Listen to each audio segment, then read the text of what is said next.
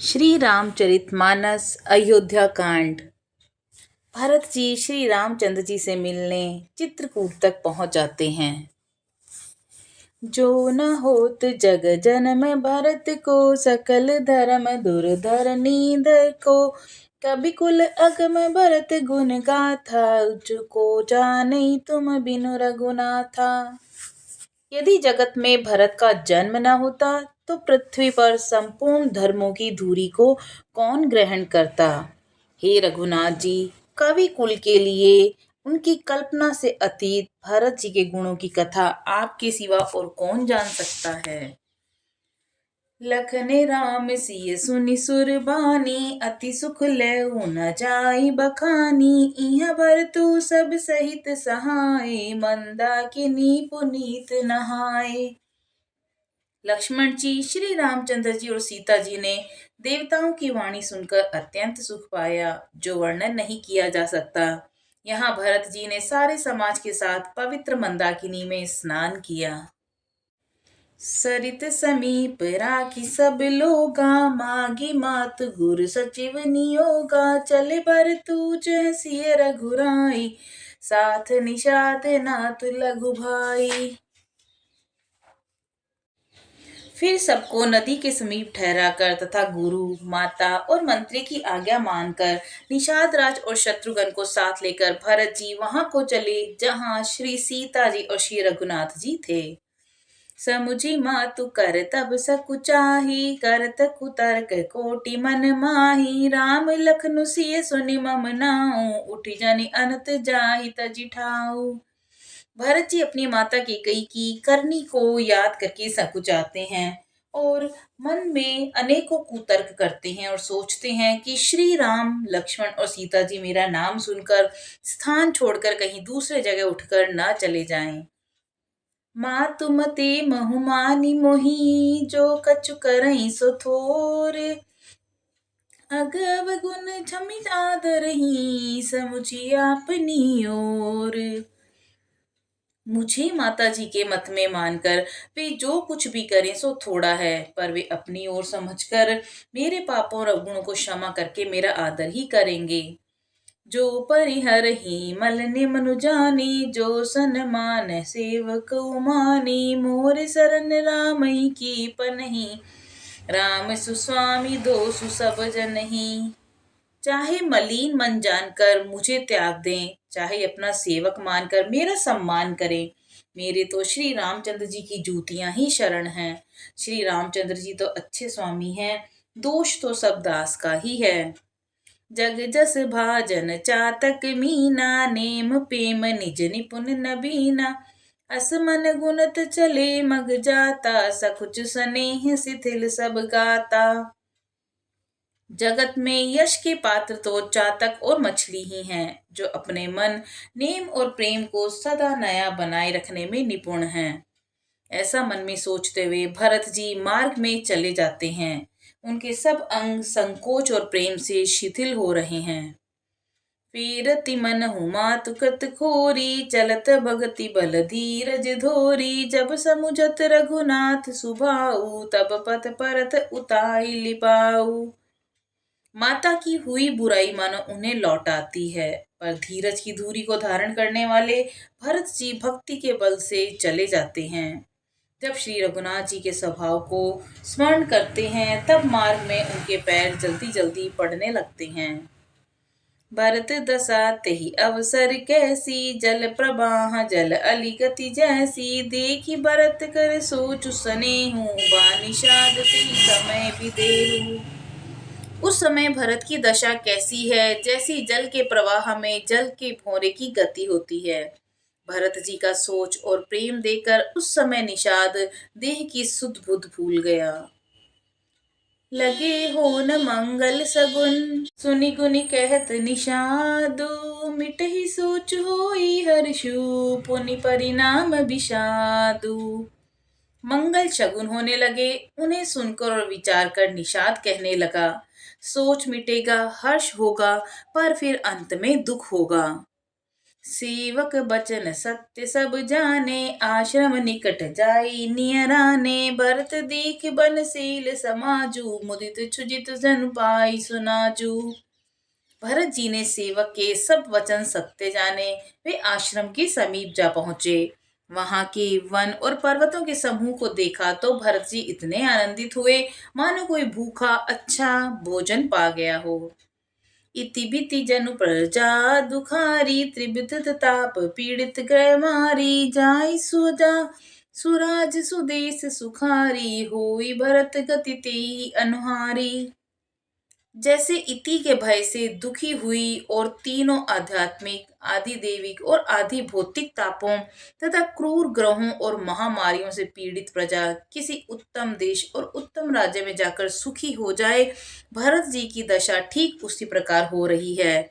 अधिक जल बरसना न बरसना, चूहों का उत्पाद, टिड्डियां, तोते तथा दूसरे राजा की चढ़ाई, खेतों में बाधा देने वाले इन 6 उपद्रवों को इति कहते हैं।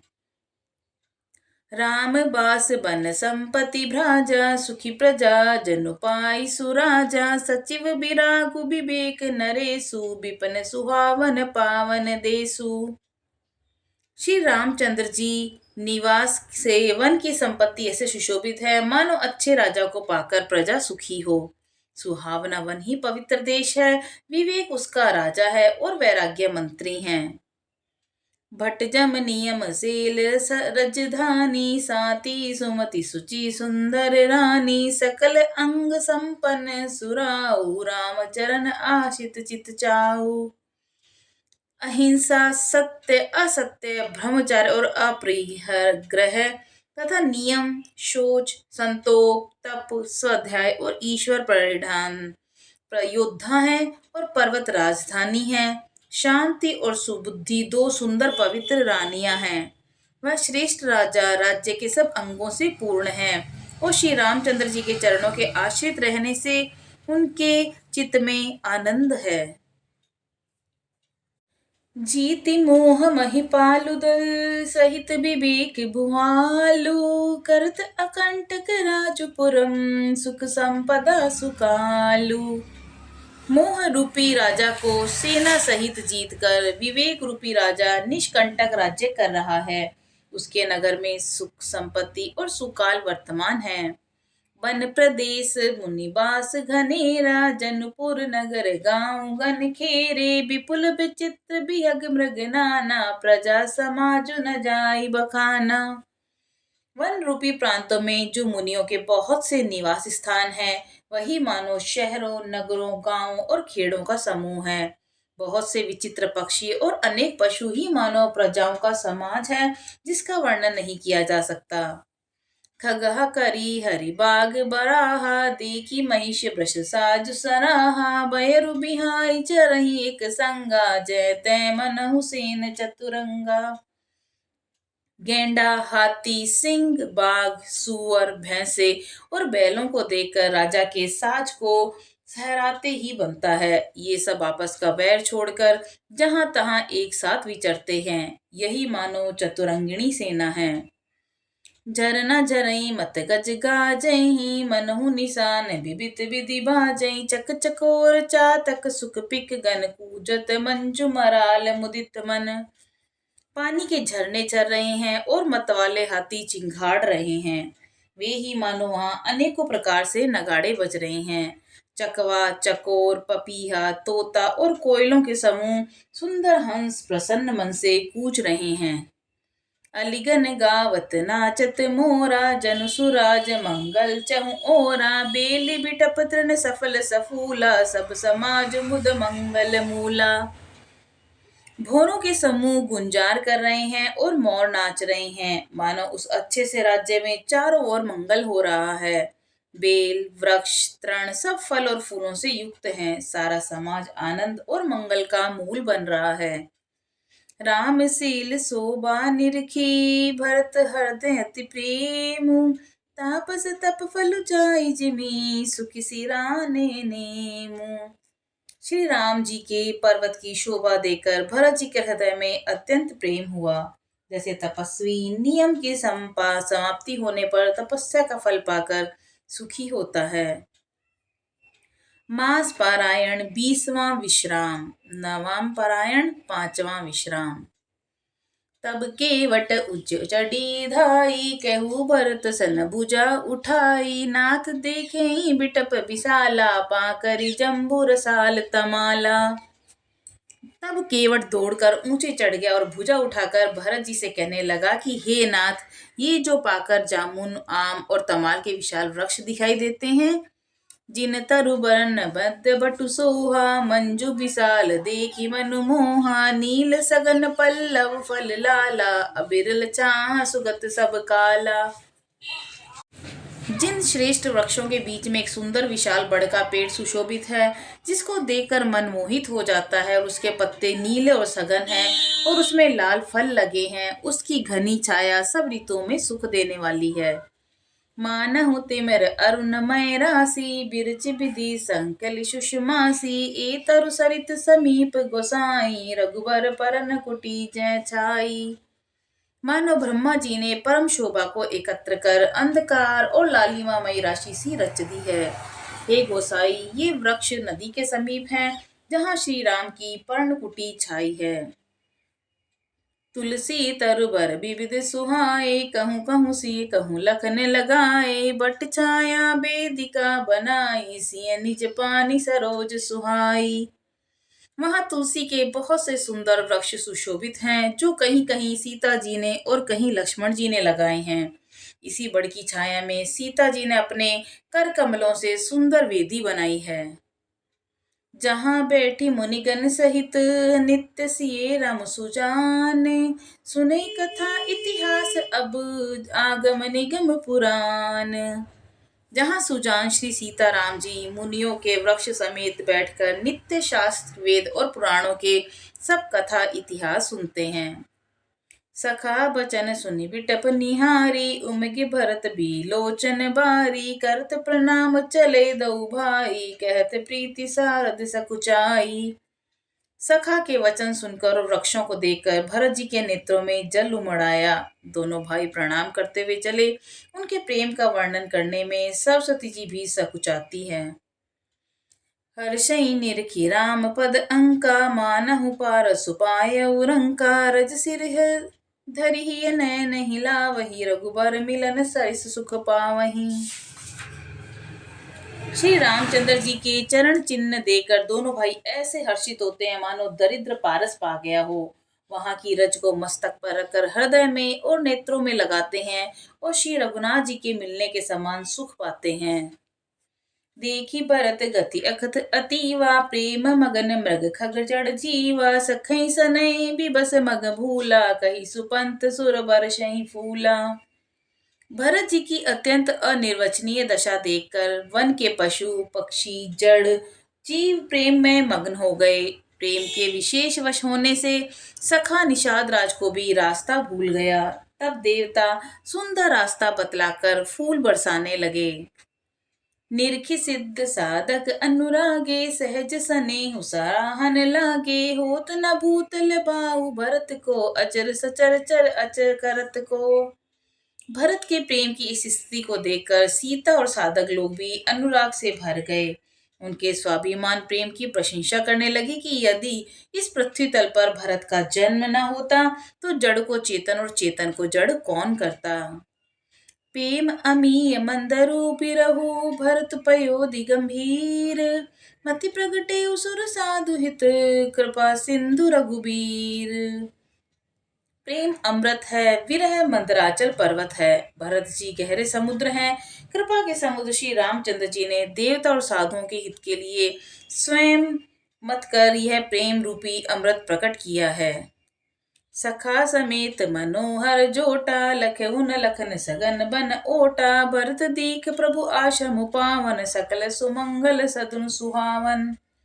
सखा निषाद राज सहित इस मनोहर जोड़ी को सघन वन की आड़ के कारण लक्ष्मण जी नहीं देख पाए।